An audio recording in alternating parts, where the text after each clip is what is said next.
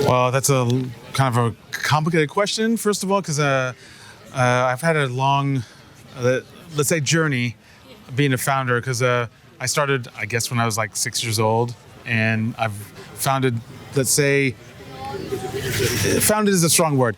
Let's say I've been involved with about 20 different startup ideas over the course of my lifetime, and I've had 3 exits. So I've had a lot of success, but I've had a number of failures as well.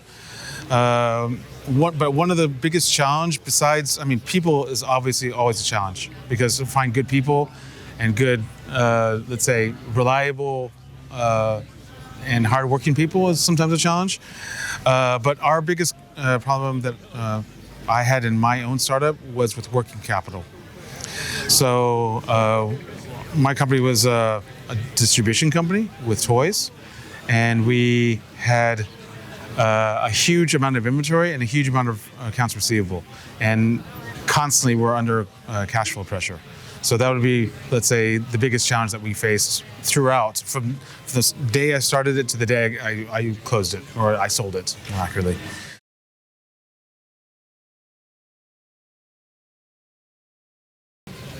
Well, I mean, let's say every single sale that you make is a success. And that's small or big. Obviously, the big ones are more, let's say, rewarding, but even the small ones are good too. And it all, let's say, contributes to the success of your company.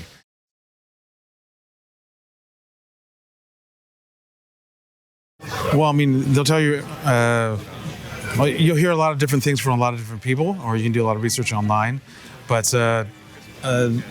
people is let's say, the most important thing to have. So yourself, of course, you have to be motivated and, let's say, hardworking and ambitious.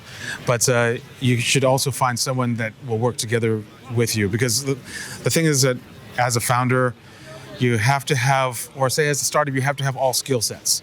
So you have to have this, good sales, good marketing, good finance relations, good HR, everything. Most people don't have all those skill sets or the experience level.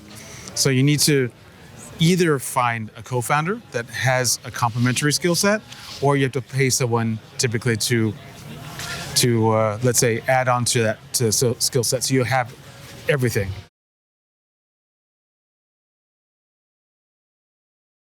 That's kind of a loaded question, because it's very individual, and it depends a lot on your company and on your situation. But I mean, the short answer would probably be sales, because you can run a company without marketing, but you cannot run a company without sales. So sales would be the short answer.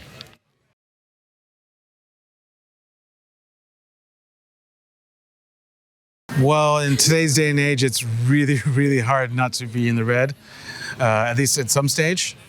But I mean, if you're fortunate enough to have a super successful product or service, then I mean, you have to stay focused on sales.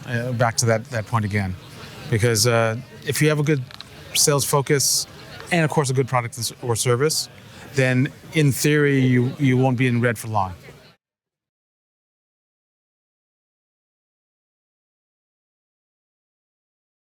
There is no right answer to that, because it depends very highly on your industry and on your focus. I'm actually a little bit old school in that regard, and let's say I was actually pre-internet for most of my career, or a good chunk of my career. So we always did TV and print advertising, which today's day and age, it's not very relevant anymore. So I mean, I can't really give you a correct answer there, because there is no right answer. Again, based on your company's situation.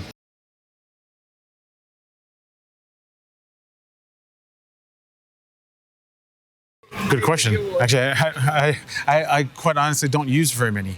This is not a plug to your company or anything like that, but I do use George mostly. Okay. So because I find it actually very, very intuitive and very easy to use.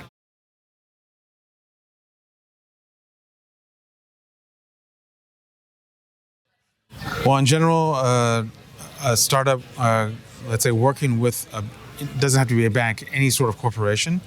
There's going to be some advantages and disadvantages.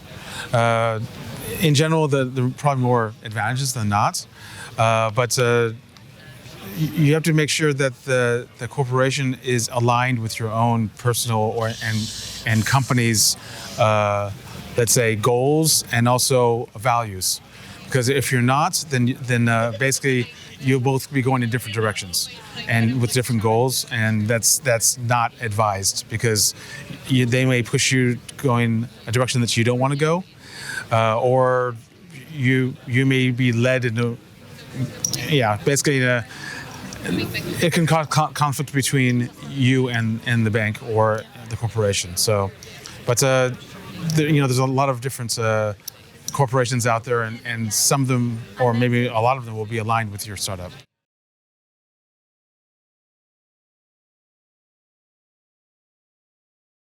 Okay, that's interesting you bring this up, because I've been working in this field for pretty much the entire 3 years, sustainability specifically. So I have been to a number of impact-only events, focused events, and even today, later on, I have an impact-focused mentoring session right behind you, and that's in my 100%. My focus is on impact startups, and so of the 2,000 startups that I've talked to, I've mentored probably 500 of those, and about more than half are focused on the SDGs.